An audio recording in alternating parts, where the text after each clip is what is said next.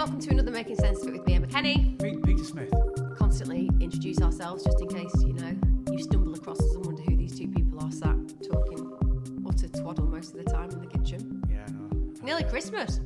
For those of you who catch this at a completely different time of year, it's actually nearly Christmas. We are literally only days away from the big event. If you don't celebrate Christmas, nonetheless, I'm sure that you will appreciate that it is a big deal in the UK. And we are good at doing Christmas, aren't we? We are good at doing Christmas. We make Christmas very special, especially in our house. I say we're good at doing Christmas. I mean, you're good at doing the decorating and I'm good at doing the food. Well, no, yeah, but I mean, we all have skills that we can, I have no skills apart from cooking and speaking. This has been literally the whole essence of my life. Go on. And even my baking and cooking is not the level that one could ever do anything significant with. No. Don't be ridiculous. Right, before you even start it, don't be ridiculous. Sorry. Don't forget on this podcast, I'm the good one, you're the bad one. The devil, etc. I know. I'm a good lad. I'm not really. Well, good, aka boring. That was I the know. intonation. What's that all about, dude? I'm quite reserved on this though. I do keep myself quite reserved because I just, you got to, haven't you? You can't really just. Well, I'm not reserved. Do I keep myself quite reserved? Am I quite reserved on this? I don't know. I'm starting to wonder about myself now. Subjective experience for you, no doubt. Maybe you are reserved. I'm not sure what kind of thing you think should change whilst we're sat here. I'm not sure how more out there you can be.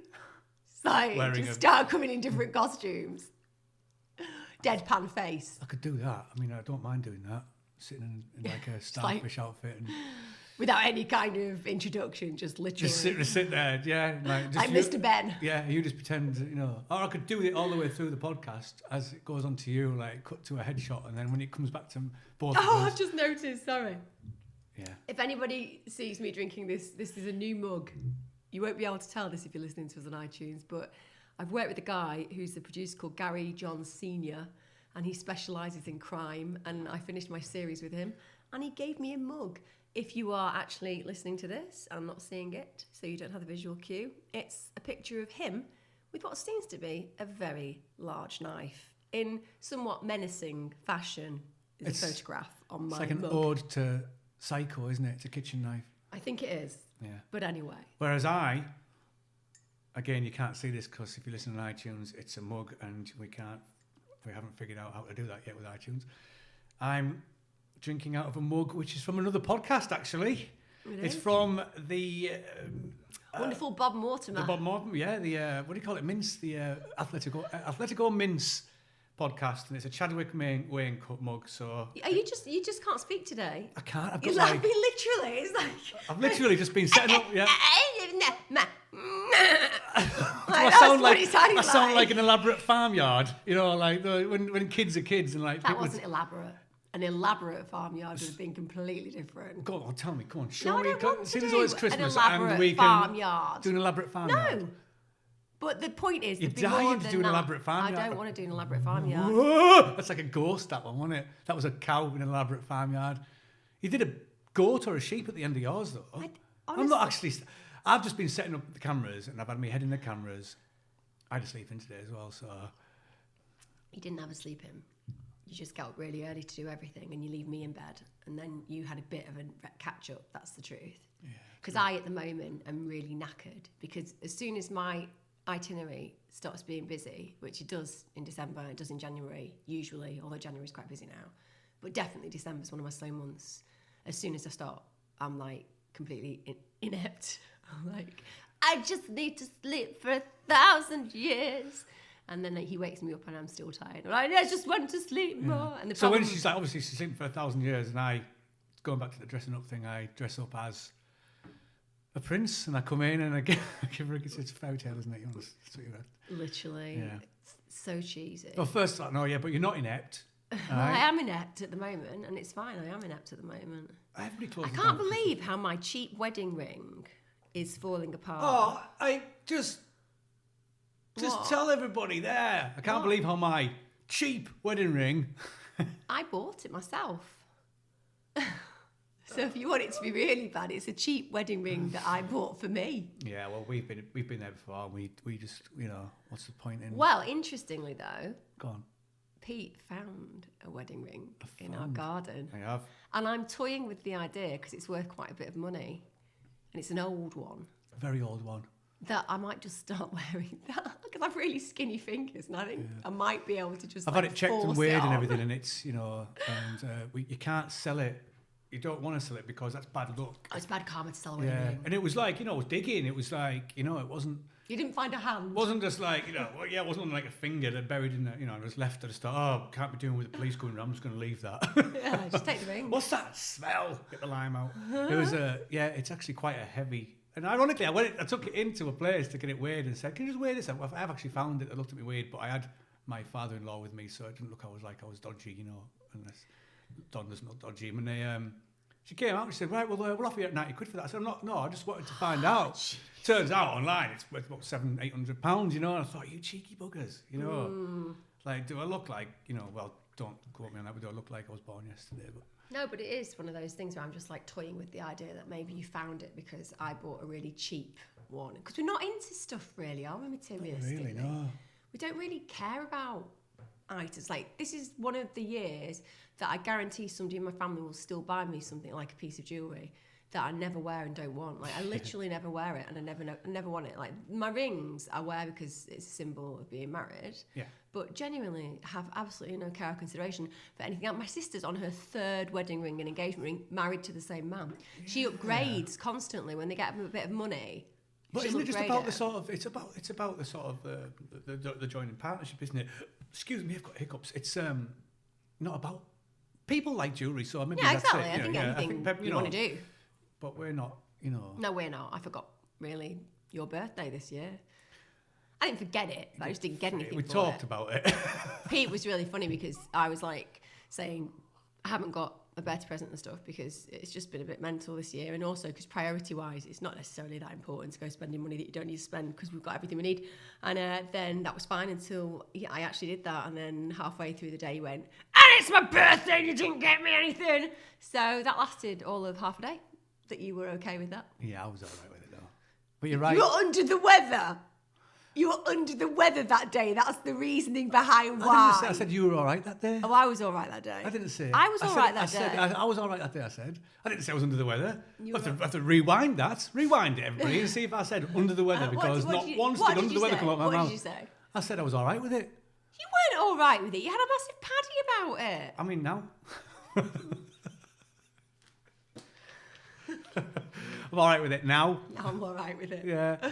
It just went from a steep decline from when we first got together, and I used to make all these massive elaborate gifts for you. Oh, yeah, but then literally, she'd rock up with like hundreds of pairs of trainers, and I have a music studio which is just phenomenal. I spend most of the time in there working, so yeah, I have like, and it's sort of a film editing suite as well, and it is like the Starship Enterprise now. It is, but I've just got to a point where it's the tools. They are like man gadgets. They are like man. It's like a man cave, but it's functional. It's there to work. So I know a lot of people would love to have that, but it is work, and I make money from using that stuff in there. Yeah. There's like 6 screens or something. But it's good because if you're designing something. I mean, when you're doing something say online. How has this got any relevance? That's because I just won't buy anything for birthdays because I've got everything I need. That's right. Yeah. You don't need to start giving an elaborate description of your man cave. Well, I wanted to because I wanted to tell everybody about my man cave because I'm a man, you know what I mean? Brag about my cave. You've still not got your shed in the garden, have you? Bless you. Oh, yeah, but a shed in the garden's for tools. I know you'd really like a shed in the garden though, wouldn't you? Yeah, but you don't just want to, I don't trust myself in putting it up yet. I know, we need to get somebody to do that for us. Yeah. Sometimes it's okay to draw the line and be like, I need some help. Yeah. Well, it's draw the line over a fence. You were saying yesterday, I'm going to try and learn some DIY because I feel like I should be able to do plumbing and stuff, but I'm just like, let's just get Chris. I wouldn't be able to do what he does. He's a full tiler and that, What I'm saying is, I'm just like, let's just cut out you. I can tile. I know. But not as good as I tiled my first house, didn't I? And I wallpapered my first house. Yeah, I used matches for spaces. Did you? Yeah. I didn't. I had those little plastic things. Yeah, I didn't have any money, so... Pete, those little plastic things are cheaper Still than matches. Quid, They're cheaper than matches, the amount you need. Yeah, but one packet of those spacers. All right, I just use matches. Well, how many matches My brother did you told me have? to use matches, loads. Right, so you must have spent money on the matches. Yeah. So therefore, you've just completely disgraced Is that your cheap own though? Because argument. I seem to remember it being quite Little spaces, a little thing like Little that. plastic, like 4 things. Yeah. No, they're not I expensive. know. Well, they much, were. much like Well, someone was having my eyes out on the market. £75, like, please, sir. It's like, whoa, hang on a minute. I can remember when I was so like broke, but everybody is like that at some point in their life. It's just the way it is. But I can remember being so broke when I was like moved into my first house, because I bought my first house at 18. And obviously didn't have any money back in the day where you could just self-certify your mortgage. Yes, I can afford this. Of course I can afford it. And promptly had nothing. Like, they did retainers back in the day. I'm sure they probably do it now, don't they? But I've never had one since. Which was like, right, we'll give you the mortgage, but you have to have these jobs done first of all. So they'd hold back some of the money that they were lending you until the work was done. So I can remember getting into this house. One, I'd bought the wrong one. Because I remember you saying, seen the house, and then I'd seen another 2, and I thought I'd offered on one of them that incorporated the best points of all of them, and it turned out that no, I hadn't. Seems like a rolling theme, doesn't it? You're sort of like buying houses in just like this one you bought when you know. Right, I like it. I was drunk. When I bought this. Stop trying to make it. Put an offer on it. I was drunk, Yes. but I wasn't drunk when I bought the others. Yeah. Well, we say drunk. You weren't like like a sailor rocking up with your bloody Boats, boat and your club. pirate, parrot. Yeah. How like a stereotypical sailor doing the hornpipe. Yeah.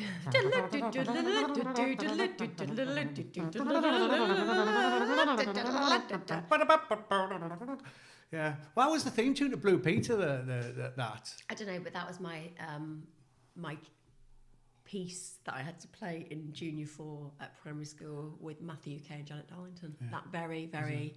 The hornpipe. Yes. What, on like a... No, on a violin. Oh my God. Oh.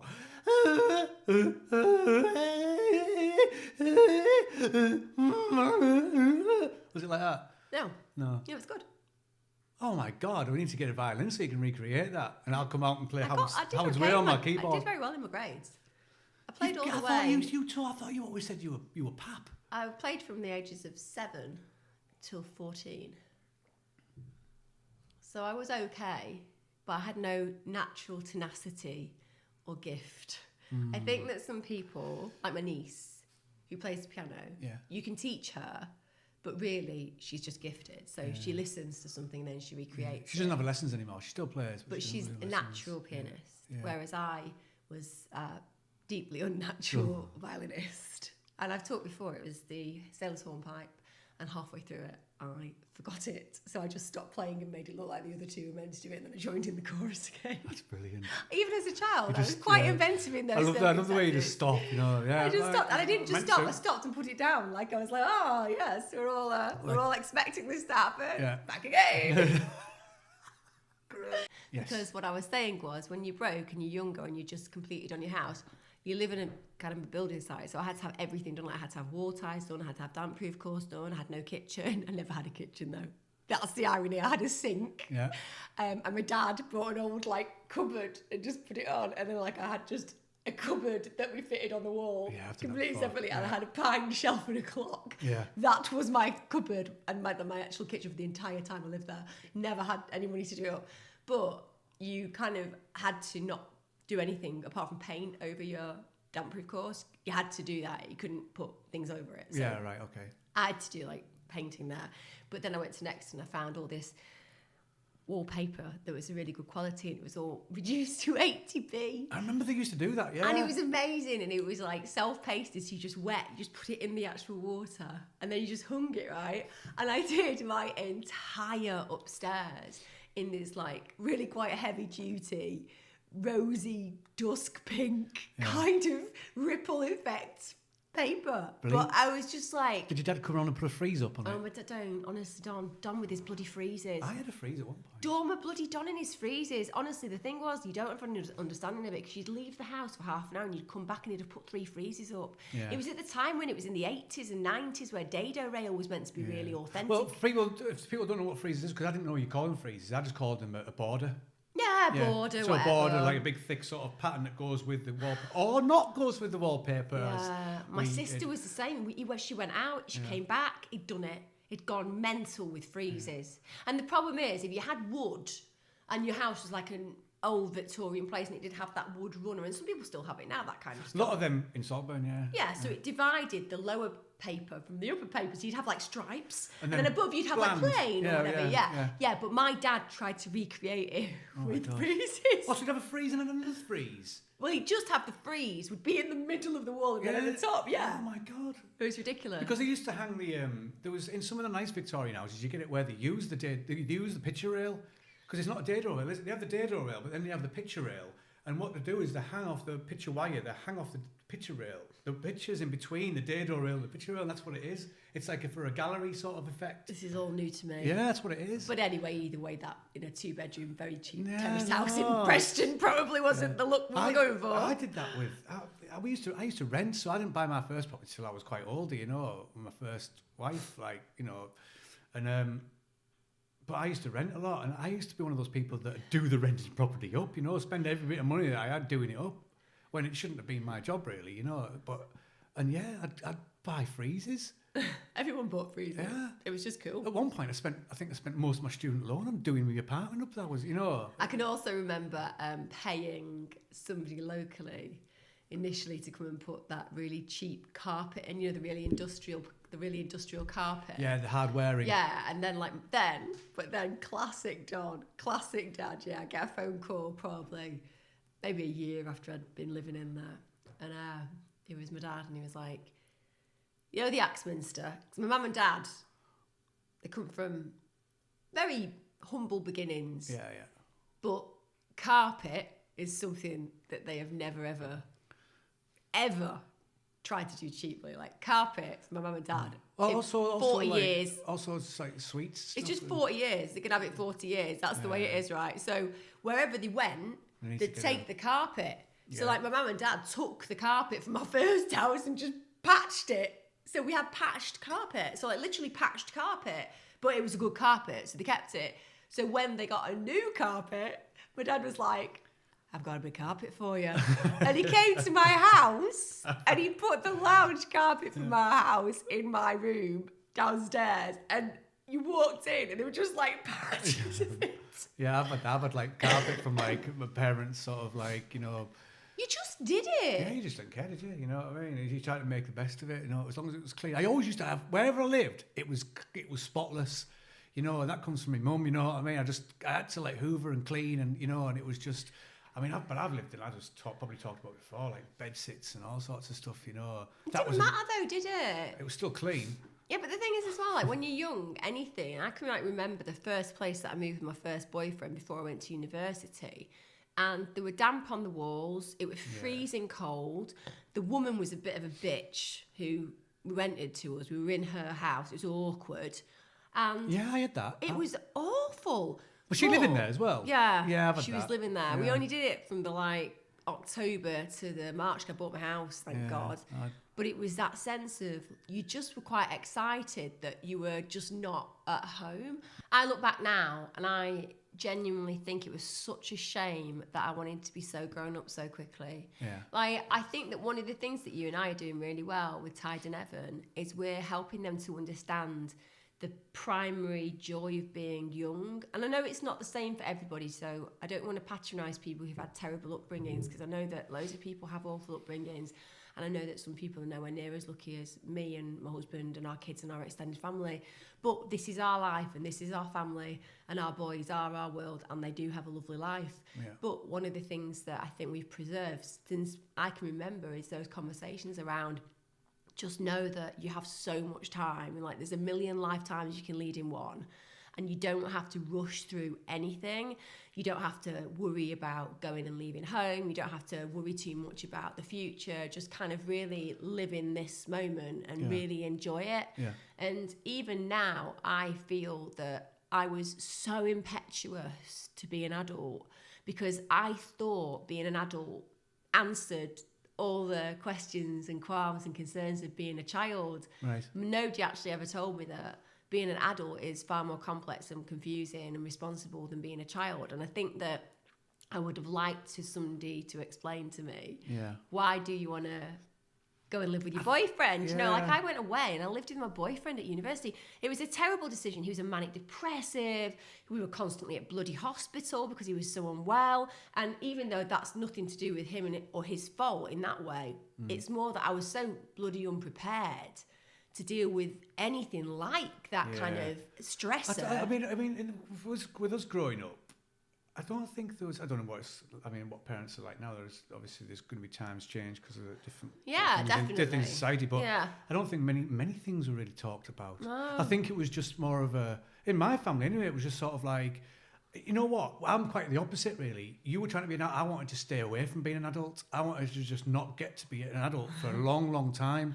You know, and it was more to do with. I think when I get deeper into it, it's like there was. It was scared because.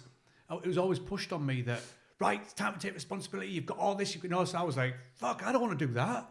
You know what I mean? Like, I'm not ready to do all this responsibility shit. I want to just float by the seat of my pants and just, you know, get through life. And then when it happens, it happens. But I think if you, like we're doing, like you say, if you discuss what's coming in the future, but then give your children the opportunity to be children and to take every single minute and every day in, and because you remember it, because loads of people watching this will be like, oh God, yeah, school's brilliant. I remember being like that young and doing this and doing that, nostalgia, you know, memories, you know, but when you're there, you don't think to yourself, well, I didn't think, right, I need to remember this, got to remember it. But they've been told, our boys have been told to do that. Yeah. So I kind of look at Tide particularly, and he says, he's just really enjoyed school, which is bizarre. Yeah. Like, I literally have no idea how he enjoyed it. He's loved it. Yeah. Evan is a little It's bit gone fast. less so. Evan just like goes and has to go, and he gets that he has to go, but it's not necessarily really the thing. I think he'd love to do. Evan, when he goes to college and stuff, I think that's when he'll start to realise he can. I think that any sibling who has to watch their older sibling just thrive at everything.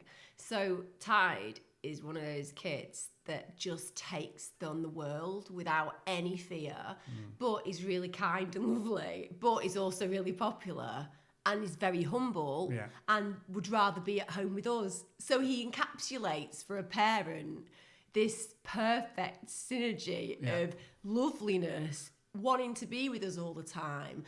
For example, he went to see the Bury match last week, but when I said, oh, right, are you doing that? He was like, well, wait a minute, not if you've got something to do. If you've got something to do, let's do that together instead. I'd much rather do it with you. And it's that genuineness within him. And I think that for Evan, who is so bright and so hilarious, he doesn't have a lot of room to shine, arguably, because of the fact that his brother does have quite a effervescence around him, and people really like him. He's really well known in our area because of his name, because there's only one of him. His teachers love him. He's a senior prefect. He's got all of that, and he's a influencer on Instagram, and he's doing really well with that, and he's doing it all of his own volition. And I think for Evan, it's that, where's my space and how do I find my way? And I kind of empathise more with Evan in that context. Like, and I think at the moment for us, it's kind of the hardest part is helping your child realise that they're just completely unique, and it's all right being that. He is. I mean, for 30, he's coming up to 14. Oh no, he's coming up to 14. To be able to understand humour in a way that he does. There'll be people out there who've got children that, you know, listening and stuff, that have got the same type of child, you know, children, like, you know, that they seem to understand humour at an early age, but like not just humour like daft jokes and stuff, like sometimes quite twisted, sometimes quite off the wall, mental, like we spoke about before, you know. And I think that's quite for that age. Amazing. I mean, I didn't start getting sort of he could listen to Eddie Izzard doing his stuff and he'd laugh, you know, he'd understand it, you know, because that's quite sort of intelligent, you know what I mean, the way he talks. But I just think you've got to help him see how unique that he is, and that he will find his way within whatever he wants to do, you know. I mean, I'm still, you know, like I said, I'm a, you know, jack of all trades, master of none, but I've done everything, loads of stuff, you know. And you get people like that, you know, you get people that really stick to one thing and do it in the great. You know, it's like your communication is phenomenal. That's the only thing. But yeah, with Evan, I think, you know, with young people who are the second. I think he's more representative of how a lot of kids feel these days, where there's just so many options but very few clarifications about what they are, and not really an understanding of what being an adult is. And we don't want him to do that. We want him to still be a child. Yeah. But that doesn't stop But that kind he's of 13, fear. coming up to 14, so he's still a child. He's a He's baby. still got, you know, he's started his GCSEs, but he starts them probably next year for 2 years, and it's just still young, man. He's got to, you know, it's still. He's a brilliantly bright kid, but it's more that I empathise with him because he's that kind of kid where school is kind of okay, but not really great, and academia is fine, but he doesn't really have that much interest in it, and careers, he's definitely not decided, and he doesn't really know what that means. And there's a lot more that I connect with as a child with him. Yeah. But again, yeah, like you said, just reassuring and keeping them kind of quiet. Also, whilst we're on the subject of children, we've got some really striking news, really. Yeah, we have got haven't some we? striking news. I'm glad we're talking about this. It's good.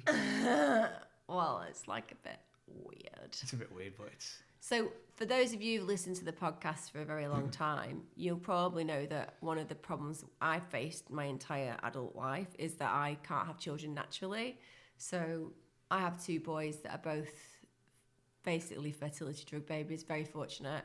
Pete and I have unfortunately not carried any of the babies that we got pregnant with, and our last attempt at IVF resulted in a pregnancy and then a loss again. We're very pragmatic about it, and I am getting older, and before anybody starts writing any shit to me about how old I am, I do know, but in the same breath, it's not because I've suddenly decided I want any kids, it's because it's been a continuum of that experience. So we've decided to go ahead and have another round of IVF in January. We'll start in January, 3 rounds. 3 rounds, yeah. Mild IVF with Create. A little bit different, isn't it, this fertility. time? So, yeah. So we are not expecting that this will result potentially in pregnancy, but we are going to give it a whirl. So it's a bit of a weird one for me because I think that I'm having all these different feelings. Like, part of it is the one thing I've loved is having children, and obviously we've spoken to our own kids about that, and they're very pro it. They think it'd be great. They're just like, I spoke to them again the other day, and they're in the car, and they were really excited to just be part of the journey, just, you know.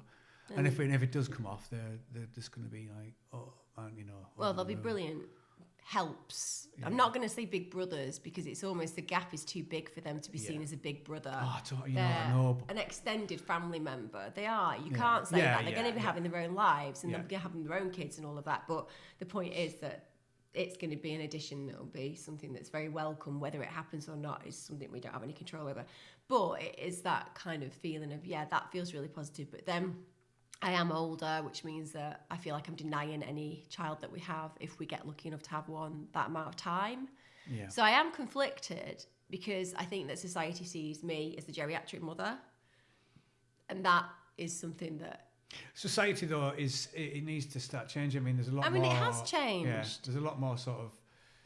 It's just, you know, I wouldn't say elderly, but older mums, you know. I don't want to be the old mum at the gate, so people are like, oh, she's the grandma. But you know what, though? We sort of, we keep ourselves in shape, we eat well, we look sort of a little bit younger than we should look, you know, so it's how you feel and how you bring up a child and how it is, and, you know, it's, you know, I just think we didn't want to get to like 50 and be like, we could have done this, we could have done that. I don't want to have any regrets. It's not like we haven't been trying, so no, we've always tried. You know, we've had the IVF, and it's just, you know, this is our last roll of the dice, really. It is. You know. I know. It's our last roll of the dice. We're going to foster, though. Yeah, we'll do something. But I do really feel that kind of sense of, I should just be feeling excited about potential, but I'm kind of thinking about all these pitfalls. But anyway, we thought, you know what, there's always, with everything in life, there's always going to be pros and cons. Yeah, you know, we thought we may as well talk about it just on the basis that obviously that's going to be happening in the next few months, which might mean that I would talk about these kind of things that are going on for me, because it's going to be a bit of a process. Well, we're going to be documenting it anyway. We are going to document it. We document quite a lot of stuff, don't we? And it's good for memories. You know, memories are changing these days.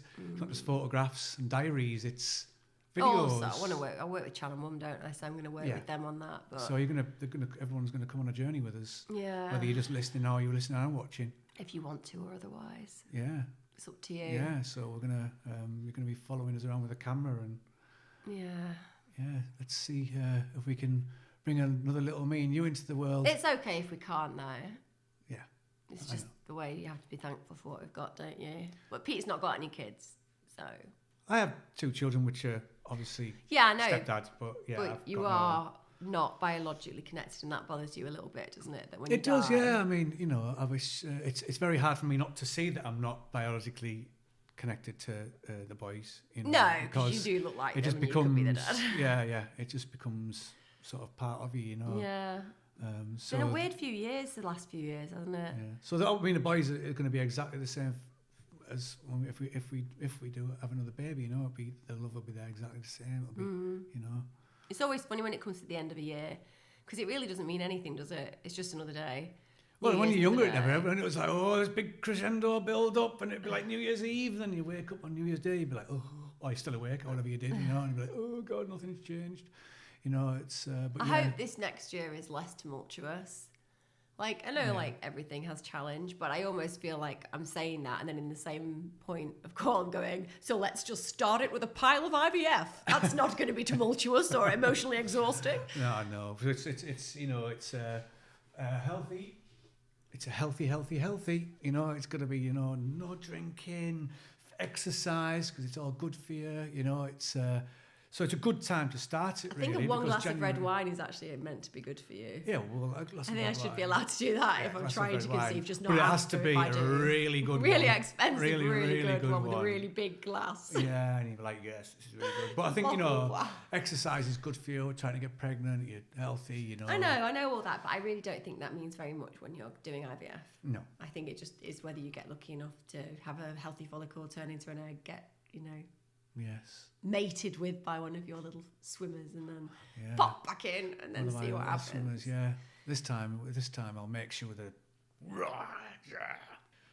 So, it's been a wonderful year. I mean, When did we actually start doing this? we started to do it. I don't know, but we're on to 34, 35 now. So it's quite nearly a lot. a Couple of year, really. Yeah. Yeah. So Because we went away and stuff. yeah, didn't there was a we? few. We've done a few weeks where we haven't actually managed to get them in there. So, So yeah. like March was something that we started it. Yeah, and don't forget we went away and then missed a few weeks here, there and everywhere. So yeah, you're coming up to a sort of year, but it's like 34, 35, yeah, so it's going all right, you know. I mean, we'll try and squeeze one in before the new year, Yeah. so we can talk about New Year's resolutions and various other bits and bobs. Yeah, we will. We'll squeeze another one between, you know, so a New Year's edition, a New Year's Eve edition. A New Year's Eve dish, if you heard you. Yeah. Don't make any promises, because very often we can't keep them. Yes, because we The main bit is make sure that whatever you're doing, I hope you have a Merry Christmas. Yeah, absolutely. If you're not surrounded by lots of love on your Christmas, then I hope you find other alternative avenues to get the support you need. And from me and Pete, thank you for being with us. Have a wonderful Christmas day, and we'll catch you on the other side.